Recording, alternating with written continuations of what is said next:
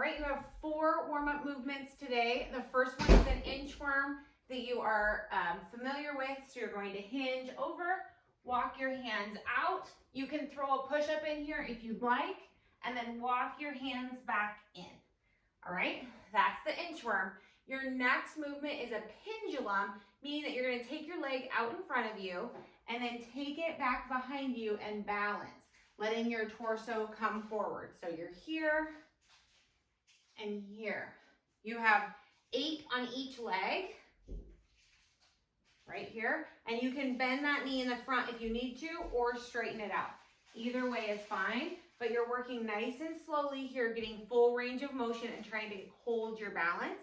Your next movement is down on the floor.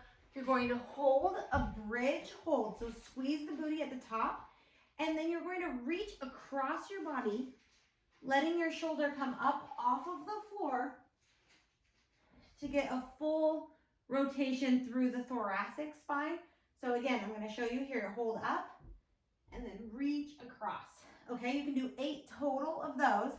And then you're up for jump ropes, and you do not actually have to have a jump rope. You're just right here, and you're going to do 32 little hops over that pretend jump rope. And then you're going to go through all of those movements for a second round to get yourself warmed up for today's workout.